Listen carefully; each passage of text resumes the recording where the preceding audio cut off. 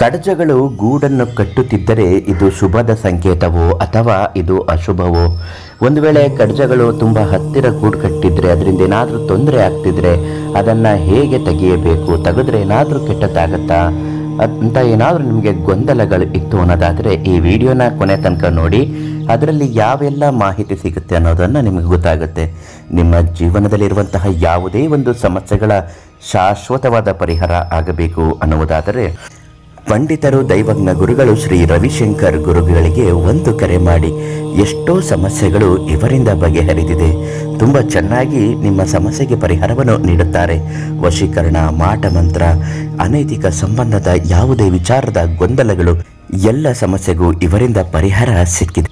ಇನ್ನು ಕಡಜಗಳು ಮನೆಯಲ್ಲೇನಾದರೂ ಗೂಡು ಕಟ್ತಾ ಇದ್ರೆ ಇದರ ಅರ್ಥ ಏನು? ಪ್ರತಿದಿನ ಗೂಡು ಕಟ್ತಾ ಇದೆ ಗುರುಗಳೇ, ಅಡುಗೆ ಮನೆಯಲ್ಲಿ ಗೂಡು ಕಟ್ತಾ ಇದೆ, ದೇವರ ಕೋಣೆಯಲ್ಲಿ ಗೂಡು ಕಟ್ತಾ ಇದೆ, ಫೋಟೋಗಳ ಹಿಂದೆ ಕಡಜಗಳು ಗೂಡು ಕಟ್ಟುತ್ತಿದೆ, ಇದು ಯಾವುದೇ ಆದರೂ ಇದರಲ್ಲಿ ಸಮಸ್ಯೆಗಳು ಇರಬಹುದಾ ಅಥವಾ ಒಳ್ಳೆಯದ ಶುಭ ಸಂಕೇತವೋ ಅಥವಾ ಅಶುಭದ ಸಂಕೇತವೋ ಅನ್ನುವ ಒಂದು ಗೊಂದಲಗಳು ನಿಮ್ಮನ್ನು ಖಂಡಿತವಾಗಿಯೂ ಕಾಡುತ್ತಿರುತ್ತೆ.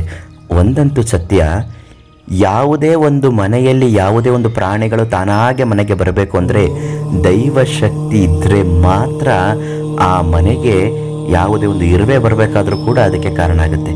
ಯಾವ ಮನೆಯಲ್ಲಿ ದುಷ್ಟ ಶಕ್ತಿ ಇರುತ್ತೆ, ಯಾವ ಮನೆಯಲ್ಲಿ ನಕಾರಾತ್ಮಕ ಶಕ್ತಿಗಳಿರುತ್ತೋ ಅಂತಹ ಮನೆಯಲ್ಲಿ ಮನುಷ್ಯರೆಲ್ಲ ಸೊಳ್ಳೆಗಳು ಕೂಡ ಬರೋದಿಲ್ವಂತೆ.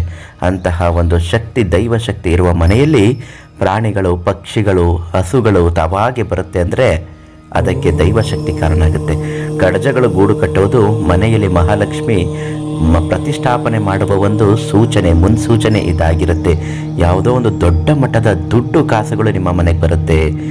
ಮದುವೆಗಳು ಆಗಿಲ್ಲ ಅಂದರೆ ಮದುವೆಗಳಾಗುತ್ತೆ. ಸಂತಾನದ ಭಾಗ್ಯ ಇಲ್ಲದವರಿಗೆ ಸಂತಾನ ಆಗುವ ಒಂದು ಮುನ್ಸೂಚನೆ ಇದರಲ್ಲಿ ಕಾಣುತ್ತೆ. ಒಟ್ಟಿನಲ್ಲಿ ಶುಭ ಕಾರ್ಯಗಳು, ಮಂಗಳಕರ ಕಾರ್ಯಗಳು ನಡೆಯುವಂತಹ ಒಂದು ಮುನ್ಸೂಚನೆಗಾಗಿ ಕಡಜಗಳು ಅಲ್ಲಿ ಗೂಡು ಕಟ್ಟುತ್ತೆ ಅಂತಲೇ ಹೇಳಬಹುದು.